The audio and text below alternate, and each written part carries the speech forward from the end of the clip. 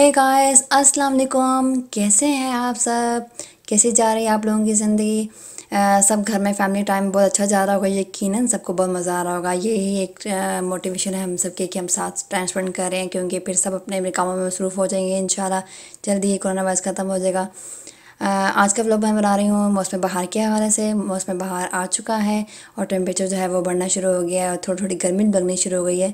तो आज हमने सोचा कि हम बैल्कनी में अपना जो आर्टिफिशियल घास है उसको वापस जगह पर लगाएं, जो कि हम विंटर में उतार के वापस स्टोर रूम में रख देते हैं। जैसे भी मौसम बहार और समर वगैरह आता है तो हम उस घास को दोबारा जगह पर लगा देते हैं। ये घास लगाने में टाइम लगता है, इसमें कोई शक नहीं है, लेकिन ये दिखने में बहुत खूबसूरत लगता है।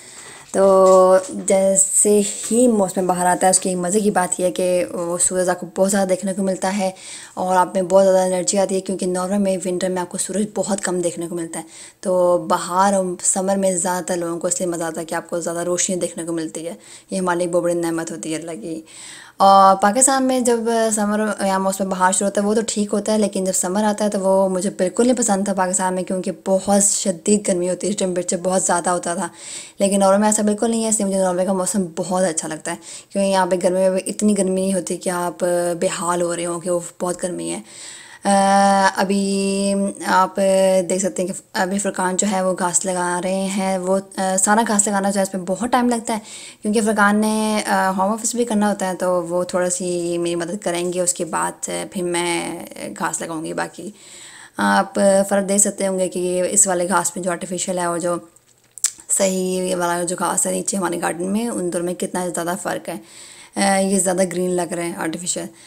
लेकिन वो घास जो है वो अभी ज़्यादा घास आएगा, जैसे समर आएगा तो घास आएगा, फिर हमने घास को भी काटना होता है, उसको पानी भी देना होता है, तो वो भी ज़्यादा खूबसूरत घास हो जाएगी इंशाल्लाह। अभी समर में फिर बाहर काम ज़्यादा शुरू हो जाता है, क्योंकि आपने बाहर घास काटना होता है, उसको पानी देना होता है। हमारी जो बाहर हमारे पास एक सेब का दरख्त भी है, उसको भी कभी ख्याल रखना होता है, उसको पानी देना होता है।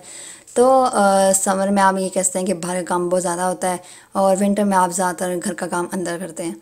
और यहाँ बाहर बच्चों के जो जूस पड़े हुए हैं, ये बैठ के मेरे साथ पिकनिक भी करते हैं, जूस पीते हैं बाहर बैठ के, और साथ मेरी मोटिवेशन बढ़ाते हैं। Yes mama you can, yes mama you can. ये मेरी गोदी में बैठा हुआ है और मुझे कह रहा है मामा आप कर सकती हैं, और एक बैठ के मुझे सीख रहा है, क्योंकि अगले साल हो सकता है वो घास लगा है।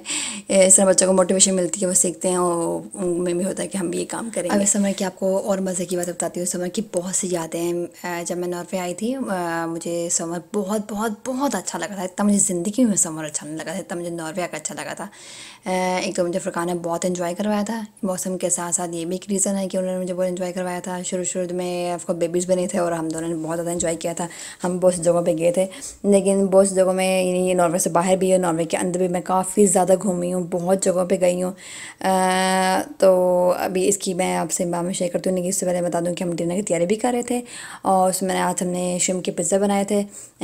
ये शिम के पिज़्ज़ा जो है एक्सट्रीम मज़े के, मेरे वन ऑफ फेवरेट पिज़्ज़ा मेरा, जो मुझे बहुत पसंद है।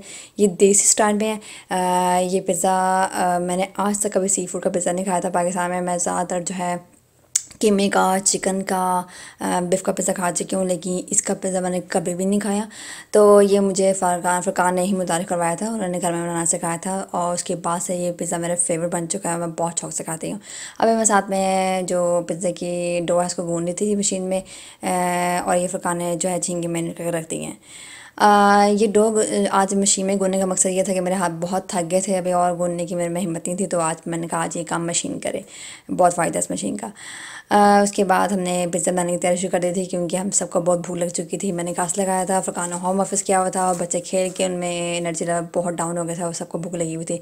तो मैंने सोचा अब जल्दी से पिज़्ज़ा बना लिए जाएँ, क्योंकि सबको बहुत शदीद भूख लगी हुई है। पिज़्ज़ा ज़्यादातर जो है जो मैरिनेशन का काम है वो ज़्यादातर फ़ुरकान ही करते हैं, वो बहुत अच्छा मैरिनेट करते हैं। उसके बाद का काम जो है वो मेरा शुरू हो जाता है कि मैंने उसकी जो है पिज़्ज़ा की डो को मैंने सारा उसको उसकी रोटी बना के उसके ऊपर जो अगर चीज़ है उसको ऊपर रखना, या जो टॉपिंग वगैरह सब चीज़ें ऊपर रखनी होती है, वो सारा काम फिर मैं करके और फिर मैं सबको पिज़्ज़ा बना देती हूँ।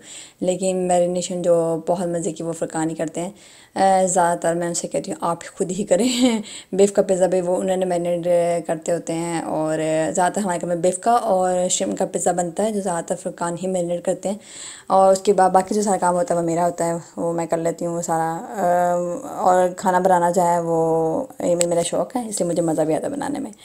अभी पिज़्ज़ा बन चुका, वो घड़ी आ गई जिसका मुझे बेसब्री से इंतज़ार था कि कब मैं खाऊंगी। यस।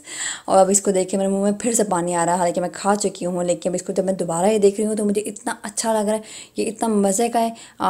अगर आपको इसकी रेसिपी चाहिए हो तो कमेंट बॉक्स में ज़रूर बताएं, मैं आपके साथ पूरा ये ब्लॉग शेयर कर सकती हूँ। और अभी हमारे खाने का टाइम आ गया है, और अभी इसको देख के, और आपको पता है मैंने इसकी तस्वीर जो है वो मैंने इंस्टाग्राम पे शेयर की है और बहुत से लाइक आए हैं। ये एक अलग सा पिज़्ज़ा है, इसको खाना चाहिए, ज़रूर ज़रूर ज़रूर ट्राई कीजिएगा ये पिज़्ज़ा।